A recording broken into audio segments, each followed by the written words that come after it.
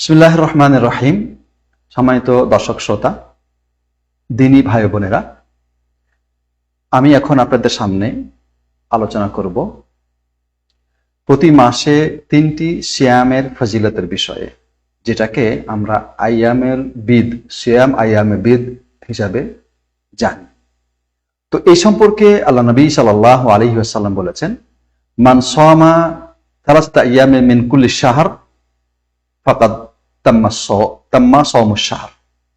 কোন ব্যক্তি যদি প্রতি মাসে 3টি সিয়াম পালন করে, তাহলে সে যেন সারা মাস সিয়াম পালন করলো।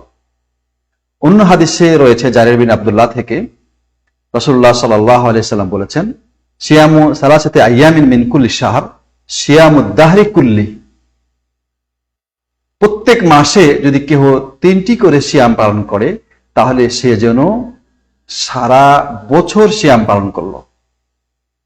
সেই 3টি সিয়াম হচ্ছে চন্দ্র মাসের 13, 14, 15 এই 3 দিন।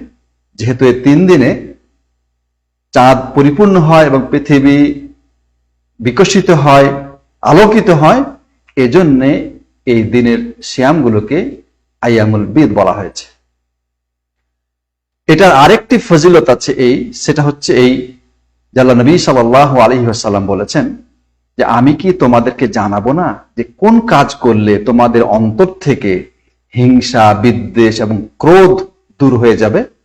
তিনি বললেন, প্রত্যেক মাসে 3টি সিয়াম পালন করবে। তাহলে এই দিনগুলোতে 3টি সিয়াম পালন করার আমাদের চেষ্টা করতে হবে। রাসূল করিম সাল্লাল্লাহু আলাইহি ওয়াসাল্লাম তার সাহাবীদেরকেও এই আদেশ করতেন বা ওসিয়ত উপদেশ দিতেন। আবু হুরায়রা রাদিয়াল্লাহু তাআলা আনহু বলছেন, আওসানি খালিলি বিসালাসিন, আমার বন্ধু মুহাম্মদ সাল্লাল্লাহু আলাইহি ওয়াসাল্লাম আমাকে 3টি বিষয়ে উপদেশ দিয়েছেন। একটা হচ্ছে যে সিয়াম ও সালাসাতি আইয়াম মিন কুল্লি শাহর, প্রত্যেক মাসে 3টি সিয়াম পালন করা।